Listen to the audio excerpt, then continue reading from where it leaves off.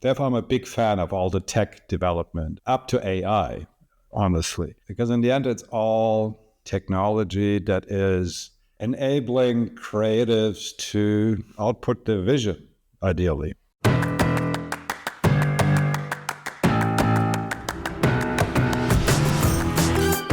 Welcome to the Marketing Expedition Podcast, an auditory journey through the latest in marketing, branding, and advertising. Now, here's your Marketing Expedition guide, Ray Allen.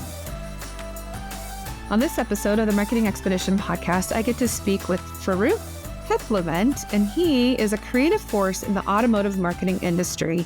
In 1990, he began assisting professional photographers, first with still life and then advancing to advertising and car photography. And by 1999, Farouk was working for major car brands, creating stunning visuals to capture the public's imagination. In 2007, he founded The Scope, an innovative company that uses cutting-edge CGI technology to create incredible images for vehicle launches and advertisements. Not only did he coin the term CG photography using computer software to take pictures, but his team recently published Scope City in 2022, and a fully generated city building tool intended to deliver top-notch work on time. Working for brands like Audi, BMW, Tesla, Li Auto, NIO, Chrysler, Lincoln, Hyundai, Genesis, VW, Renault, and Toyota, and earning awards like Cannes Lions along the way, Farouk is an undisputed leader in his field. And when he is not busy bringing his incredible visions to reality, Farouk loves spending time with his wife and 4 sons in Hamburg, Germany, while making beautiful memories together. And you're in for a treat.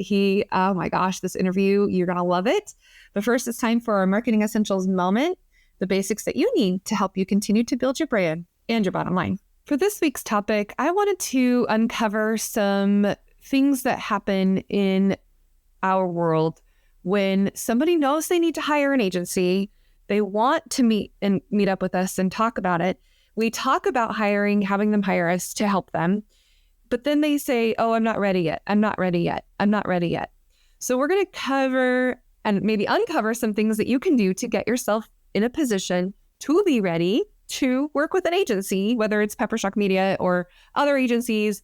We are going to discuss that because it is oftentimes a bottleneck for us to move forward to then be able to help you grow and scale your business and do the things that you need to do if you're looking to hire an agency. Now, let's just first of all understand there are different types of agencies out there. There are different ways to go about preparing for what types of agencies you want to hire, right? So if you think about the various different types, there's the traditional full service agencies, kind of like us. We do, everything from radio, commercial, digital, banner ads, social media. We do the things to help a business in their marketing. If they don't have a marketing department, or maybe they just have a couple people that we need to augment their marketing department. So we're an extension of their marketing department. Or there's specifically digital agencies that only focus on doing digital advertising, such as SEO. Maybe there's web design, maybe there's quick ads, all the things that only digital agencies do. Maybe there's just a social media agency. You're only going to hire them just to do your social media profiles, paid and play, how to pay to play, right? So thinking about if you're only going to hire an agency just for social media.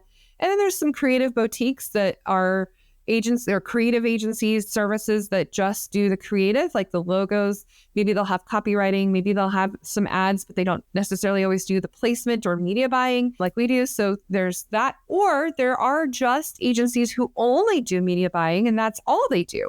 So they'll take creative from other sources or other agencies, or even if you have an in-house team that does the creative, and then they'll just do the media buys.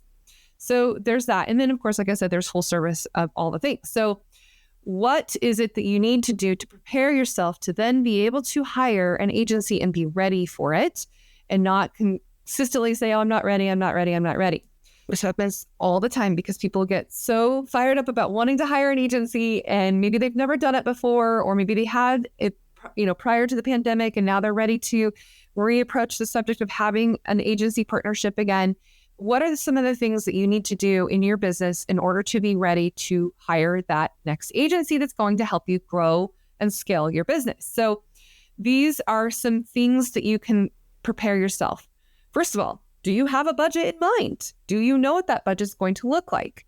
Do you already have some goals that you want to reach, whether it be in your revenue or new clients that you would like to obtain? How many new clients you'd like to obtain? Is it website traffic that you're looking to increase? Is it awareness that you're wanting to build? Is it selling widgets and products or services? What is it that you can think that you want your goals to be based on maybe your revenue goals for the year? Do you have revenue goals for the year?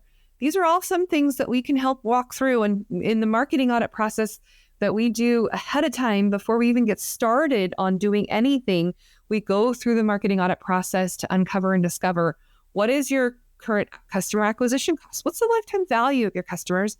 And if you don't know or have a budget in mind and you need help with that, we can help you go through that process and understand and prescribe what a budget needs to be in order for you to then reach goals that we can make together. So sometimes, even if you feel like you're not ready, you can lean on the agency to help you get you ready if you go through the marketing audit process and think about the creative strategy and plan and budget and timeline and a division of duties, all of those things that we can help you walk through. So one thing is, don't feel like you just have to have all of this stuff prepared before you start to go and work with an agency. Sometimes you can lean on your agency people to help you go through this process with you so that you do understand what it is that you need to spend. And for us, we do the marketing audit as a one-time, one-off project up front. And then we give you all of the information that you think you need, that you don't always have to come up with on your own. So that's one thing that I always try to tell people is, even if you don't think you're ready, let us help you get there. Let us help you get ready for hiring the agency that you know you need. The other side of this too is, if the agency does start working and they do start scaling and growing, what does your employee capacity look like? What is it that you can do if you do start growing? Are you also going to need to incorporate an employer recruitment campaign to help support the growth that you're about to step into? Are you ready for that? Do you have your processes and people in place in order to make the performance that's going to happen, assuming, and of course, making sure that all these things do come into fruition, right? It does take time, by the way. Marketing is not something that just happens overnight. I always say it's a marathon, not a sprint, right? We're going to do a long plan and have a long game plan, so that way we can stagger the growth with you and your team and the people that you have in place, and what the capacity is for you to then fulfill all of the things. If you are getting new clients on board, or if you're getting more products purchased, if you're getting more awareness, what is it that you need, right? Then when you're looking at that agency that you want to hire, think about, okay, what kind of partnerships will we have here? The agencies and partnerships, I can tell you, we don't always just like to be order takers, right? We want to partner with you. We want to strategize. We want to have the creative strategy with you together. We want to collaborate with you. And then we want you to lean on our expertise and our knowledge and our experience just as much as the agency is going to lean on your expertise in your business. Not always are the agencies going to know 100% about your business. They might know about your industry or your target audience. Maybe they've promoted to a specific or similar target audience that you have that you're wanting to go after. But think about how you can collaborate together and have that information share and make the creative strategy and plan and process that's going to be a holistic and achievable results that you're after. Think about what is the expertise that the agency have? Do they have some experience within your industry? Are they good idea generators? Do they come up with unique campaigns that maybe could be used that are similar to what you want to accomplish that can be modified, right? Do they have a knowledge of the current marketing trends? Is it something that they're always staying on top of? I know we always do our new marketing trends for the new year event every year in January. People either join us on Zoom or in person. We do this every year. It's not just for our clients, but it's also for us as an agency to stay on top of all the latest trends, all the new things that are out there. What do we need to know about? What do we need to implement into our clients to continue to not only just land them, but leverage growth for them, right? And expand. So we're landing, but also then wanting to expand with the knowledge of the trends that we continuously implement and learn about And now with AI, there's so many things that we are definitely doing our best to stay on top of. The other thing about hiring an agency is you can think about, okay, if I hired one person internally to do all the things that need to get done in an entire campaign, or I can hire an agency now who has many different expertise coming together. And now I've got a team of people who have that varying expertise in different areas that can come together. And now I can accomplish more and do more than with just the one set of skills with the one person that I would hire internally. So a survey conducted by Deloitte discovered that 59% of businesses who use outsourcing as a cost-cutting tool means that the company can hire B2B companies like ad agencies to actually save them money in the long run. So when you hire an ad agency, think about your company and how it might actually end up be spending less on marketing overall because you're paying for the expertise and services of the ad agency that already has resources and understanding of how these things work together, right? So if you think about if you have to hire your own and you have to acquire your own resources and own personnel in order to market your own product, it could end up costing you a lot more, not to mention the turnover, because if that person leaves your company and takes all of that knowledge that they've gained and learned, then now you're going to be stuck and starting all over again. Whereas an agency, if one person leaves the agency, it's not going to be as crucial as it would be if you had just that one person working for you. So think about those types of comparisons and how you can leverage an outsourced marketing department like hiring an ad agency. Other things to think about too is how you can depend on the agency for staying on top of the trends, but also watching out for your best interest and understanding and analyzing the reports and data because they live and breathe it every day. They're going to understand what's working, what's not, and why. And then they're going to do iterations and do some testing to help you through what's going to work specifically for your company. And it's going to just help you be able to partner and collaborate in a long-term agreement.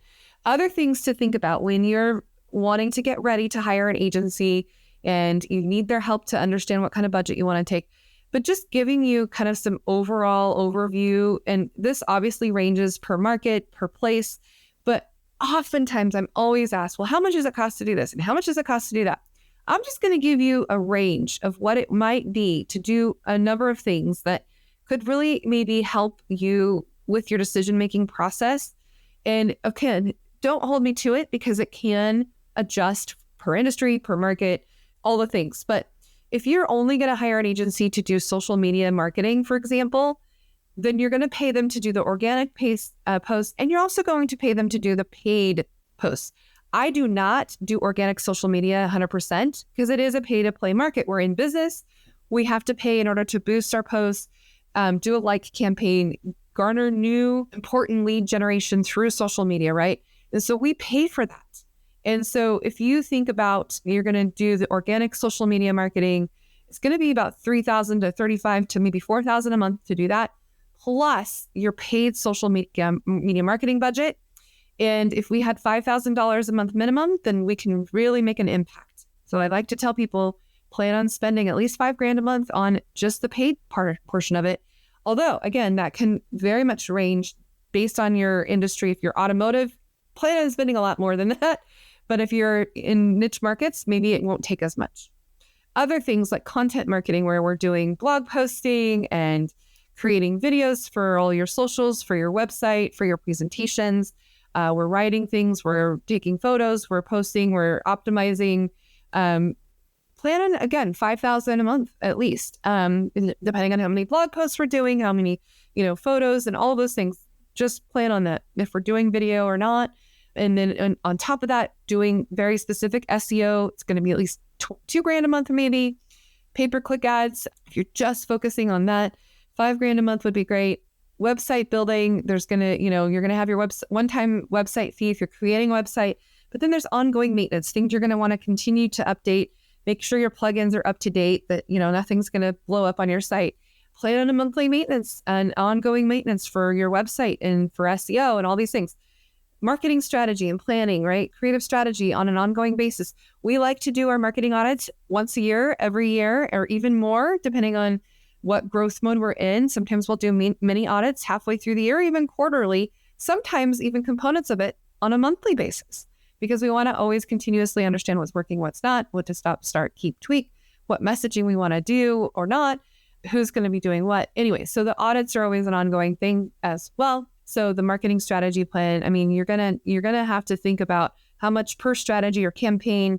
If you've got multiple campaigns, multiple segments, there's going to be a range of what you will pay, but you can guess about, $3,500 to $6,000 per campaign for strategy and planning and all of those things. So thinking about that. Now, the other thing to think about is just straight up media buying. If you're going to do a traditional agency and you're going to have traditional buys on television and radio or billboards or outdoor, anything like that, think about each of those avenues of where you're going to spend your money and what's going to make the most impact for best reach and frequency. And we pull reports in having the understanding of what's going to be the best for you. That can very much range based on the programs that you select or that we select with you based on our industry knowledge, right? So media buy budget, $10,000, $20,000, $100,000. I mean, it can really, really range based on what you're wanting to accomplish and how many new clients you want to acquire over the lifetime value of those clients, all the things. If they're one-time clients or one-off clients, or if they're repeat clients, lots of things that we can help garner and leverage for you. But thinking about what your goals are, if you're wanting to increase brand awareness, if you want a larger social media following, if you want more awareness to a new product, or you have a go-to market strategy, that's a whole other topic of what that could take, right? We're surveying and researching and looking at competitive analysis and digging in. Maybe we're doing some focus groups and testing, all those things. What is it that your goals are, and what do you want to accomplish? How will you track those goals and work with your agency to be able to do that? And do you trust your agency to be able to deliver on those goals that you're setting together? They need to be realistic. So you're also going to lean on your agency to help you understand if what you're setting is actually going to be realistic based on their industry knowledge and the market knowledge and the share of marketplace, all of the things that we're going to look at. So I hope that this helps you. For those of you who are continuously saying to me, I'm not ready, I'm not ready, I'm not ready. This message is for you. Let me help you get there. Whether it's me or another agency, let us help you get ready to be able to be in a position to work with us. So we're here to help. And with that said, let's get into our interview next.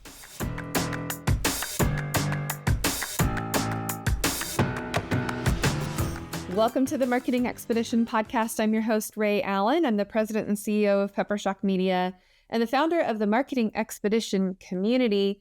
And today's guest, we have Farouk. Welcome to the show. Thank you for having me, Ray. Yeah. And I understand you're calling all the way from Hamburg, Germany. Welcome. Hamburg, Germany it is. Exactly. Home of the hamburgers, as they say. Right? I love it. Well, let's just dig in and share a little bit more with our audience. Tell us about your journey. How did you get to where you are now? Just kind of dial it back. Give us a kind of an overview, and then we'll get into the future of what's going on next. But give us an overview, Farouk. Essentially, I've been around quite a long time. So it's started in photography late 80s while I was still going to school. Yeah. Did everything I could to get an internship with the studio. And well, one of the stories my children are sick of hearing is my first job was a ringtone. So back then, the photographer I was working for had a car phone, which was, very, very special. In the 80s, for sure. In the 80s in Germany. Yeah. And so I started my internship and, needed to take long train rides to get to the studio and all that jazz. But then they're like, okay, cool, you're here. So this is what you're going to do. You're going to stand next to the car. And when the phone rings, you're going to go get one of the assistants so you can actually answer the phone, right? So I was not allowed to answer the phone. I was just allowed to go get an assistant to answer the phone for the photographer. So Right. 'Cause it still had You to be know, plugged into the car. You couldn't take it out of the car yet. It still had to be. no, yeah, exactly. It was in the car, Yeah, right? So yeah. it's so that was my start in the media business, and from then on, after school, I started assisting photographers. Did that for quite a long time. Starting with a still life photographer, moving to a photographer that was very big in advertising and cars, and learned the ropes there, and traveled, and it was very technical back then. Mhm. It was, you had to expose film and Right. need to be very precise. Everything was expensive, and Well, it was a different, bit of a different world. It was very difficult to get into because it was just expensive. right. Shooting Every shot you film, took getting had to matter. No exactly, more just, exactly. spray and pray. You had to make sure that the film that you're using was getting used, wisely. Yeah, yeah. It was very, So there was a time where it was, people would get jobs because they had certain lenses, right? Right. Not because the creative was great, but they're like, oh well, I have this lens, and I'm the, it's like, especially in car photography, there was a famous 1200 millimeter lens that would shoot on 8x10, cameras, and that was the reason why they were hired. Yeah. And there was no Photoshop, no retouching. There was some airbrushing going on, but it's very rarely. Right. So, we're out on location. There were 3 clouds in the sky, and we called it a weather day. Cancel the day and just go home, come back the next day. So, it could take days to get a shot. Right. So all these things obviously changed and Right. have become much much quicker. We went from film to digital, and from digital, in my journey, I went to CG, which I can touch on a little bit. But Yeah. essentially, I was always a big fan of technology enabling talented people to, get in the market, do what they do well, instead of just the people who have the money or can get the money to do it, right? So therefore, I'm a big fan of all the tech development up to AI, Right. honestly, because in the end, it's all technology that is enabling creatives to output their vision, ideally. Right. Not everything is that, obviously, I know that, but it's, but also sometimes you just need a good stock picture to do the job for something else you're doing, and making that possible, I think it's a fantastic development. So Yeah. depends on the user in the end, I think, and from all perspectives. But Right. that's me, from a ringtone to CG studio owner. that's Yeah. that's the short version of it. But fine. So, what are some projects that you worked on that come to mind that you're like most proud of, or some things that you accomplished so far in your span of your career? Things that I'm proud of, what we achieved with the team at the Scope is, one of our claims to fame is we're one of the few, or maybe the only, external CGIs to work for Tesla, which, and they only did that once, and then they took it back in-house, not because they were not happy with what we've done. It was just, the way they're operating. And, there is a tool that we built during COVID, which we call Scope City. So essentially, we created a software combination package that allows us to create virtual cities that are very photorealistic, but at the same time, they're royalty-free. And we can create individual cities for different clients, which for our car clients is quite interesting. Yeah, for sure. And we're very proud of that work, because it took 3 years, and as unusual as COVID was, and it was, it hurt our business, interestingly, because you would think, oh, nobody can go out and shoot, so they would do CG a lot. But that is not necessarily what happened. What happened is, like, they cut the marketing budgets because, they didn't have enough cars to sell, for example, in the States, right? So they They didn't need advertising. So it gave us some time that we usually never have. And I think we used wisely and created something that is very powerful and unusual and fun to use, really. Yeah. So because I know this is only audio for our listeners, can you maybe just describe a little bit about how these computer-generated cities are being utilized in advertisements for the cars? Like, give us a kind of a visual, if you will, paint the picture. Yeah.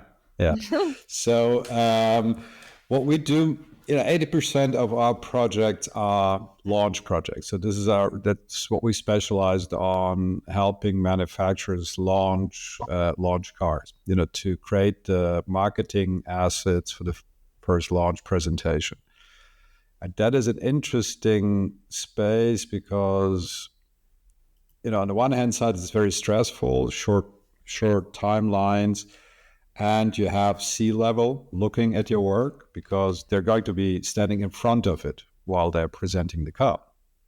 But also it is, it's pretty well paid because it's, the important people are part of the project. So that's why we specialize on that. And CGI has huge advantages there because you actually do not have to go on location with a secret car. Just go out, take pictures of the location, take the car in CG and combine those. If you build a fully virtual world that is photorealistic, you can change the light, you can change seasons, you can change cloud structures, position buildings, create very, very precise pictures and still have the flexibility to react once the final decision maker or makers get together and say, okay, this is good or not. And no more weather delays and no more having to wait, Yeah. Exactly. No more that. And then, it's, you can imagine it when the head of design of an OEM, like, Renault or Mercedes or, BMW, head of design, head of marketing, and usually CEO, when they get together, make a call on, okay, this is the picture, this is the film we're going to show. They don't have much time, right? And if they say, well, I want it differently, it's not like, oh, let's talk about it, right? That's not happening. So we need solutions to actually be able to, answer their requests and do it. And over the course of productions, we learned if we have a location that is built 360 degrees, then you can react. If you only build corners and little sets and somebody says, oh, I want to look left, very simply, you cannot do it. Right. So the more consistent the location is that you're working on with the car, the easier you can react creatively because you change, it's not composed like a Photoshop document. So it is actually, you put the car elsewhere and you can take another shot. Like most other studios, we're doing more and more film work coming from photography, but video is big. And for a launch, you need to do both. So they have a website and they have the presentation. So you need to be able to do both. And if you can do both on the same location, under the same light conditions, that is very powerful. In a desert location, that's easy to imagine, I come back the next day, it's going to be similar. But if you think about light in the city, in a city like New York, in the largest city, so you have the blocks, ignore the weather. Let's just assume you have great weather all the time. Right. But the sun is moving pretty fast when you have to chase shadows. So, you have ideal light at a given location for 30 minutes, and then it's in a different position. And then the building looks different, the light on the car, everything looks different. So the capability of, freezing time and doing a test render, sharing it with everybody who needs to make that decision, have a conversation about it without, panicking and say, you guys have to make a call now because, otherwise the sun is gone, because, that's the situation on set. and you usually don't get the final decision makers on set. Okay. So this helps, our clients and the agencies and the marketing departments, everybody who's involved in a project like this, to make decisions on actual images and knowing, they can request a change. Obviously, I mean, there is a deadline, and, our time ends as well at one point. But with technology getting faster so quickly, our render technology is getting better, so we can show something fairly early in the process that the client can base their decisions on. So that's why I think, there's always the argument, outside in reality, everything is better. Yeah, I'm on board with that if you don't have so much writing on a project like this. And so many people involved in a decision, and so many people involved in those decisions that in their day-to-day do other things. Listen. Right? It's like, it's not their daily business to imagine what this location is going to look like in the right light after retouching, after color grading, seeing kind of a final product very early. Yeah. And I think even though if people are using AI to at least sort of give ideas, AI still doesn't have it quite dialed in. There's just some things about it that's just not quite right. And you can, it's something more about the photorealistic and the reality of what you actually get when you're actually using real locations and real images, Yeah, but it's also with AI. I mean, it's going to get there. But at this point, right now, rendering is faster than prompting. That might change with the technology. And yes, AI gives you a lot of options very quickly. In the end, somebody needs to call it, right? Somebody needs to prompt it. Somebody needs to come up with a concept that is interesting and worth following. Because the images or films that we're making, even though they're, especially in a launch situation, they're very product driven. Because we like to say it's the first portrait we take of the car. To go out into the world. So they're very, very product focused, but still you need to find a visual way to tell the story of this car that is there. I mean, it's like very, very intelligent people and lots of money. They spend years developing a car, right? It's not just a random act of creativity. So we feel responsible trying to understand what the designers and the decision makers have in mind with that car, and try to create a portrait that says that. Right, and ultimately people want to buy, right? I mean, they need to see it and dream about it first, so that they can understand that maybe that's something that would impact their decision in wanting to purchase. Exactly, and the launch assets are usually they're very early in the communication process, so you don't have all the detailed catalogs and features and all these things. So it's more a feeling of a huge interior space, right? You want to see the details and things, but it's like, how do you translate that specific interior? Yeah, it's very sporty, it's very spacious, it's very airy, whatever it might be. Getting that done, interestingly, needs a lot of experience and craft. Right. Because the pictures are not like, wow, it's like a Vogue cover or something like that, but it is. I mean, it's like respecting the investment of time and money that has gone into those. Right. Vehicles. What is your favorite, or what has been your favorite vehicle to photograph and work with? I don't know. It's like every time we see a new one, I'm like, oh, this is the one I need. It's like it's out in the last. In the end, I think it's like with some fashion designers that end up just wearing black T-shirts.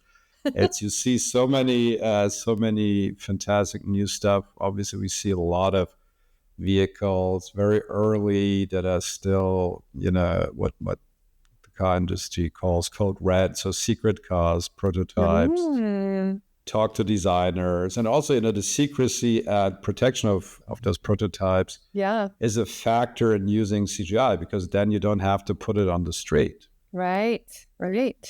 And people While I was still shooting, inadvertently see it, even though they're not supposed to yet, because they want to reveal. Yeah, there is car paparazzis out there. It's like it's and while I was shooting, they would send actually, to protect the car from being photographed.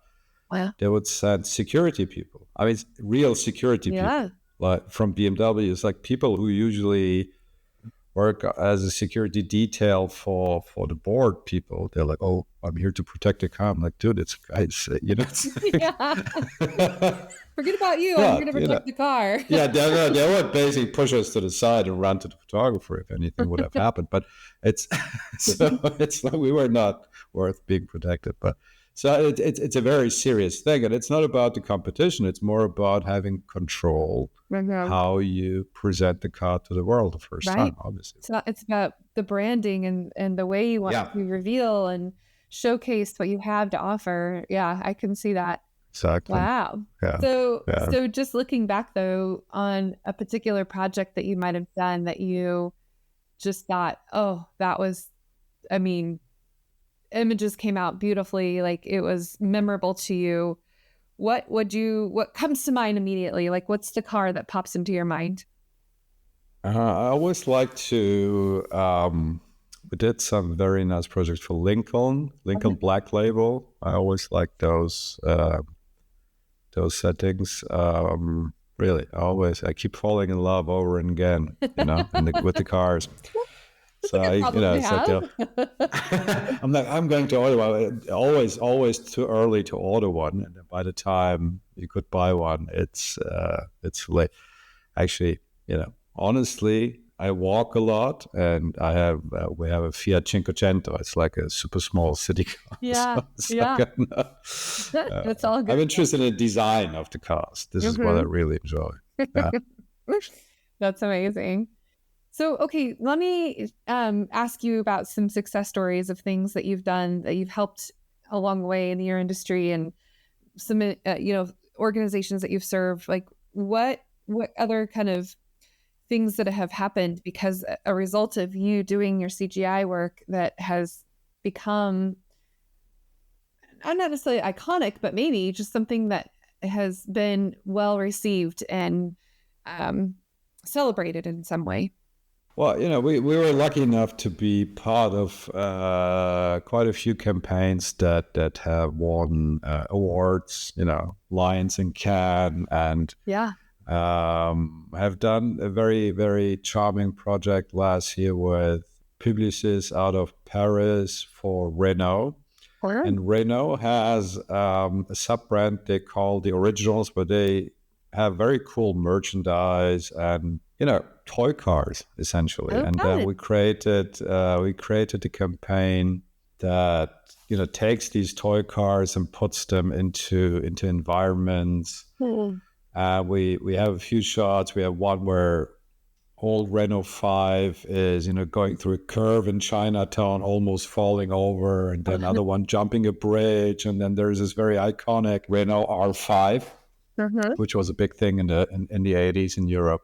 And that one is basically looking like it's jumping down a hill in San Francisco, which for those we built the locations and lit it in a 70s fashion. So they were very successful. It was fun, It's like playing with toy cars, and the campaign was set up to encourage playing.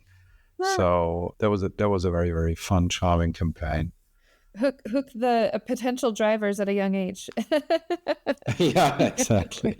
That's good. So that was cool. That was fun, and as far as what we honestly didn't have time yet to be part of associations and things like that, because also we were kind of with a little bit of photography, a little bit advertising. We're not really VFX, because there's a VES Society, Visual Effects Society, which could be interesting, but we are very odd, let's say, right? We don't really fit You've got a into combination something. of a variety of Yeah, media exactly. that you use. I think that, Yeah, so you yeah. create your own category. In a way, but it is like, so I think we, with Scope City, and there's a film on our website, if the audience is interested in looking at it, it also has a tech breakdown and stuff like that. Oh. But when we published Scope City, I think it was November 22, it had a huge response on LinkedIn. And LinkedIn is my main social media. I met a lot of interesting people there. Huge response, and many people reached out, and we have very interesting connections through that. And this was what I was saying before. Mm-hmm. So the full CG location is something that many industries might need. I mean, we know they need it, so we're talking to very non-car people. Let's put it that Right. way. Yeah, it's right? kind of evolving, right? And by the way, what is the Yeah. website? Scope City.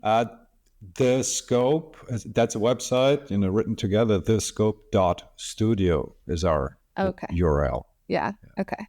I'm on the site Yeah, now, and- so I'm looking at. Okay, and there you can see Scope City, exactly. And there's the film. Yeah. And, for example, also interesting, I mean, there's like these hype cycles, right? There was the so metaverse, and then came Recommended. NFTs. And the car that you see in the clip is it's an NFT project by a Italian car designer that has worked for great, McLaren and all these big sports car companies. And he designed this car and put it out as an NFT, and we bought one. So, we can show a car on our location without angering any of the OEMs, right? Because if I show a BMW, it's not a Mercedes. So it's a delicate ecosystem there as well. Yeah. So it was great for us to be able to get an NFT car and actually, have the rights to do that. It looks pretty phenomenal. It's really fun thank to you. watch. Thank So you started to say that things have been evolving, though, not just in the car industry. So tell me more. What's happening? Well, what we see after, I think the big hype for the metaverse was like 2-3 years ago. Yeah. And then it, went away. NFTs came. Then obviously last year we spent worrying about AI. That said, I mean, AI for me, machine learning, AI is something we had on the radar since 2018 because it's, part of the technology we're using, or, Yeah. we're trying to deploy to save people's times, because certain things machine are just doing a better job. But, with what is it? Vision Pro, the Apple goggles, Vision Pro, right? I think is the name. Oculus and all the different, the Oculus, and then there was like a company out of Norway or Finland called Varia, which had super fantastic headsets, but very specific. And I think with what Apple has created there, for me, the biggest feature is that you can make it see-through, right? So you're not behind this thing. Right. And I tried it a few times, just didn't feel very comfortable in that space. Can't say I will feel more comfortable with the Apple thing, but being able to see an environment, I think, is a thing, right? Yeah. And obviously it's stylish and all that stuff. And, people I know who tried it, they say, well, it's an Apple thing. It just works and it's nice and it's, it gives you a certain quality. So that really opens up the metaverse, virtual reality, mixed reality space. I can imagine. I mean, it's not going to substitute the phone. I don't think so. But it's going to have its place. And I think for marketing and selling, we worked for Lucid Motors, and they have stores where they give the clients VR glasses so they can configure the car while they're sitting in a seat bug kind of thing, right? So there's a lot of use cases in retail, and I'm pretty sure people will be very creative with it. And the next thing is going to be, okay, how do you create spaces for that, locations? or where do I get locations, right? So if I don't know, let's say, you have a client selling bicycles, right? Yeah. So they say, well, I want to put it in the city. At this point, most people say, oh, let's get, a 360-degree photo of a city, put it there. We put the bicycle in the middle, that does work. But there's going to be a point where three-dimensional assets are going to perform better for marketing use cases. Yeah. And, I have 4 kids, all boys, and it's like a lot of computers in my house and a lot of Fortnite going on, and a lot of Fortnite, the Fortnite and the big one, everybody's doing something and they're using 3 screens at the same time. At Fortnite, I don't know if you've experienced it. Yes, I also have 2 teenage boys, so it's quick. It's really quick, right? Yeah. So they experience the world differently. They see it differently. Aesthetically, they have different, approaches to things because they see a lot of video game artwork. So they're not like, oh, does the film have enough grain, and is it Art Nouveau enough? And it's like there's no. How many frames per second do I get? Right, the resolution.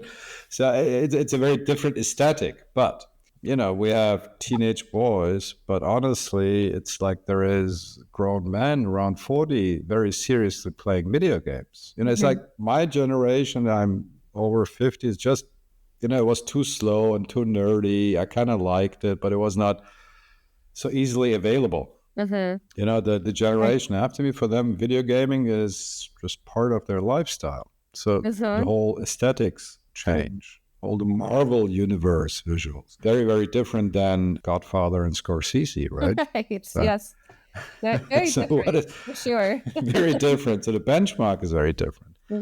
So I think it will be easier for them to say, oh, I'm in a virtual space.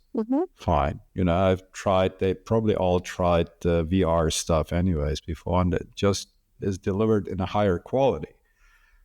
And then you need good content, good assets to, again, then position your brand within that space. Because when the metaverse hype happened, our technology was always for high resolution rendering. So we were not in the game engine space. Right.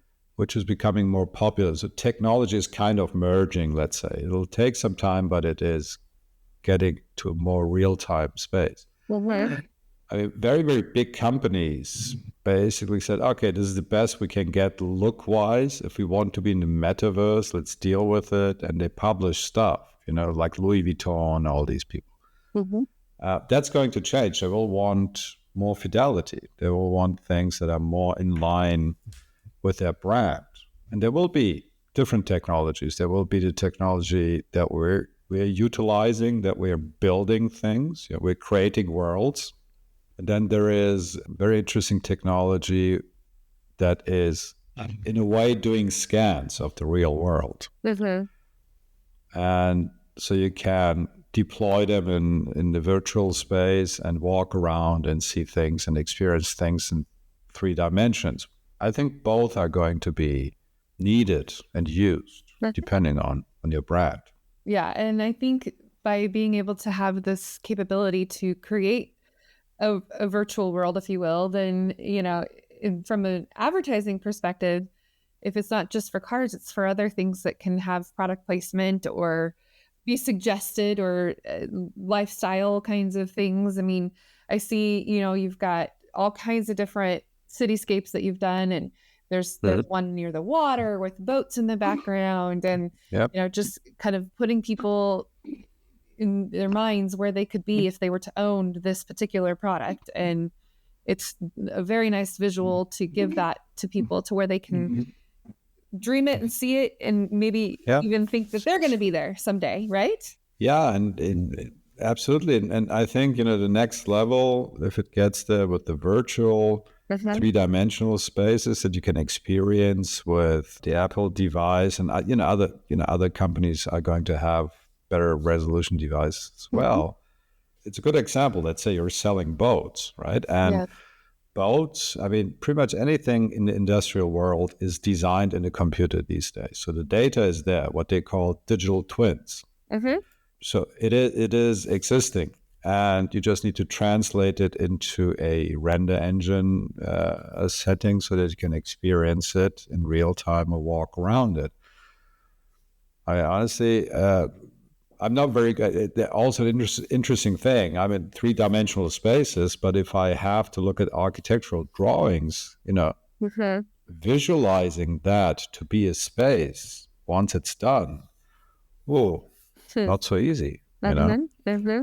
So I tend to kind of rebuild it in Photoshop. My wife is a creative director as well, so we do a lot of graphic design to imagine what's going to happen. Obviously, it would be much more convenient to say, oh, we're remodeling the kitchen. Let me just block it out in CG, and then we just walk around it and say, oh, the cupboard could be a bit more on the left. So it's going to help, I think, the designers, the clients making the buying decision, and obviously also the marketing and salespeople, because you solve a lot of problems, or you make the unknowns known, experienceable, if that is a word. Is experienceable a word? I don't know.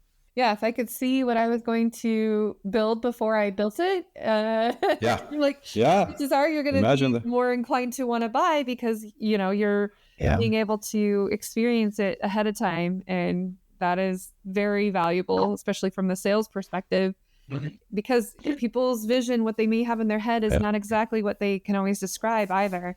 And so then the alignment can be not always aligned, right?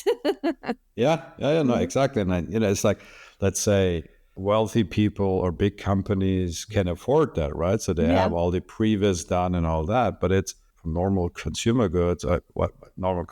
Kitchen, everybody needs a kitchen, right? Yeah. I think the company that's capable of presenting the kitchen in a space that the consumer can experience, or in their actual space, right? That's a mixed reality power, right? So you basically just overimpose a 3D object in an existing space. Mm-hmm. Yeah. And when the quality gets better, then I think it's going to really, really help people to make decisions. Yeah, no, it's going to be, I mean, some of that's already existing now in some capacity, but not necessarily the 3D space. And like you said, can they afford it?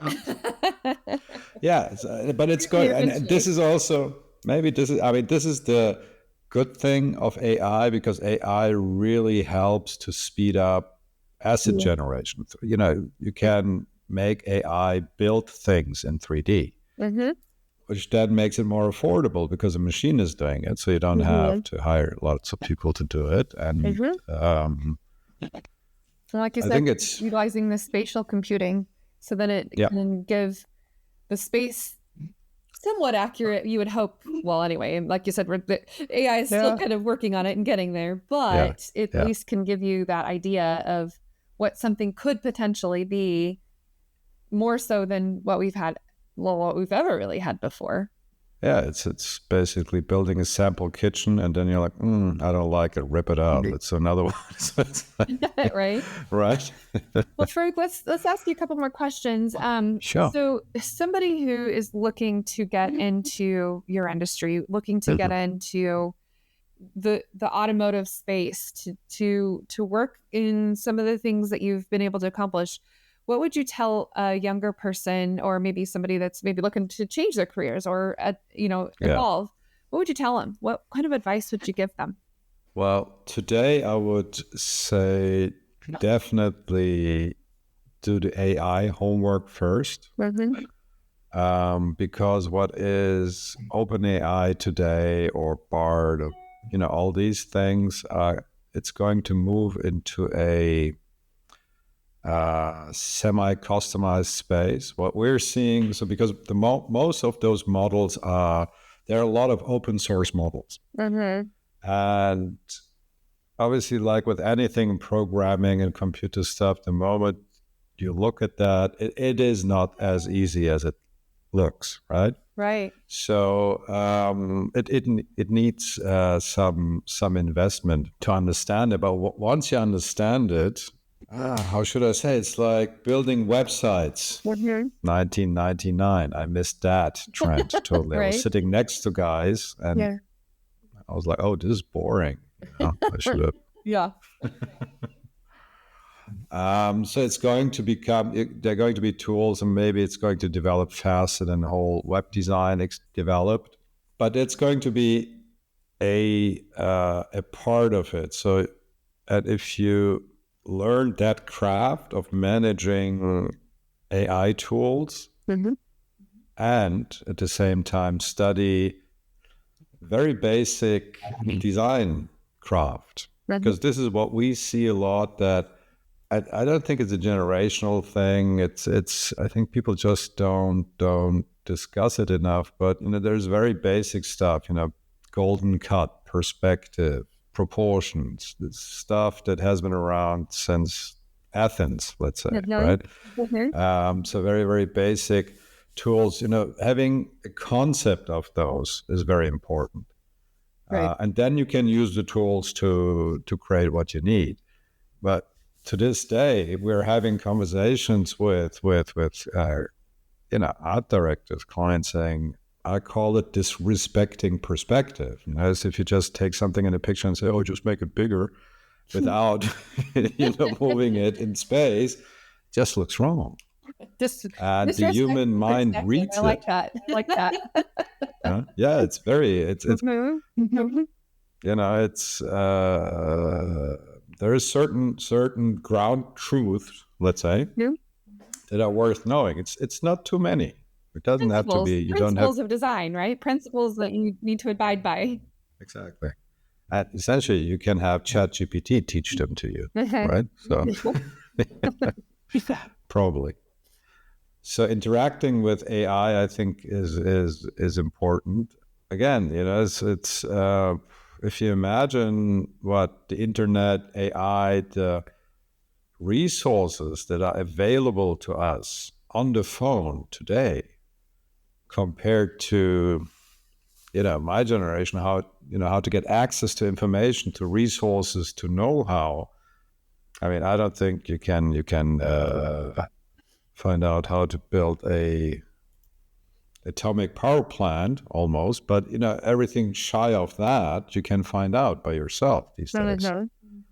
I would love people to spend using more of that incredible power. Yeah. I love cat videos, don't get me wrong, love them. Always can't stop looking at them when I see them. But the time we're spending on quick entertainment or things that are not really getting us ahead as humans or professionals is staggering. Right. People can get lost in TikTok and watching random videos that really have no meaning or purpose. It's just your entertainment value and or just wasting time.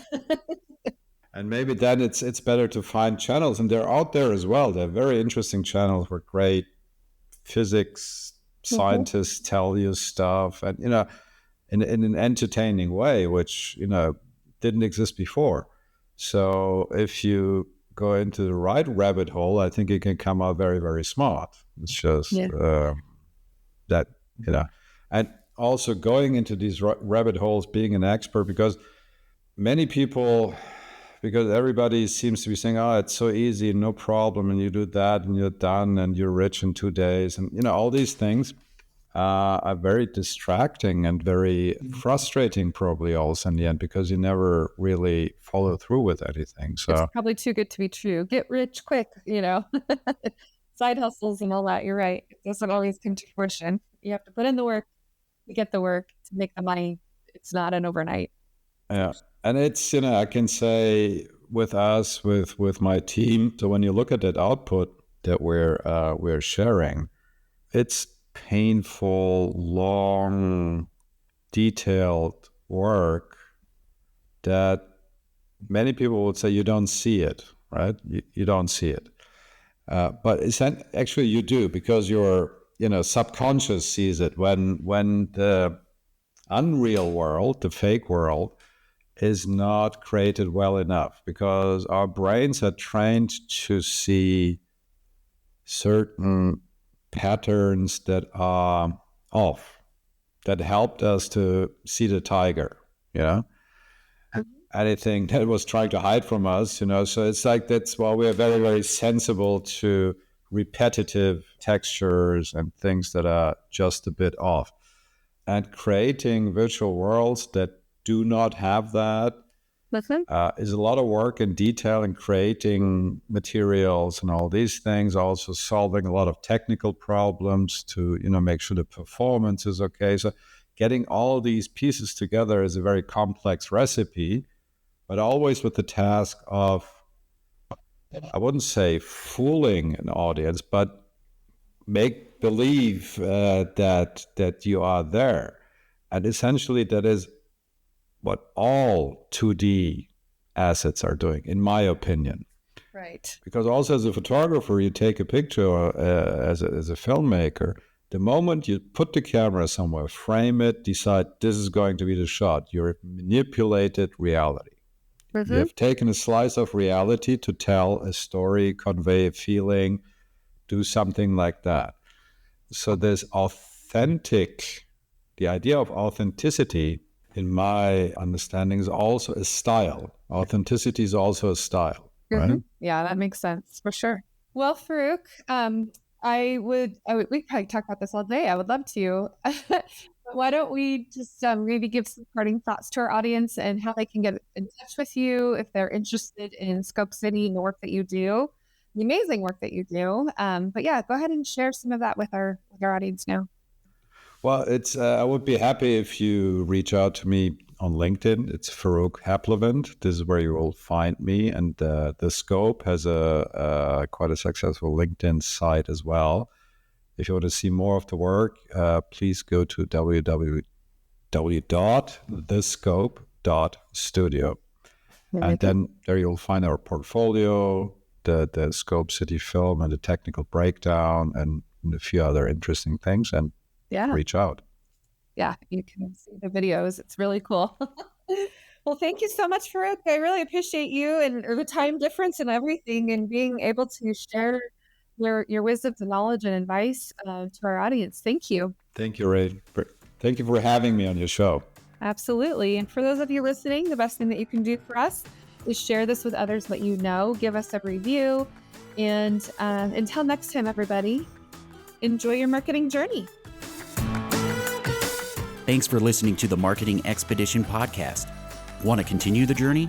Don't miss out on new episodes. Subscribe on iTunes, Spotify, Amazon Music, or wherever you get your podcasts.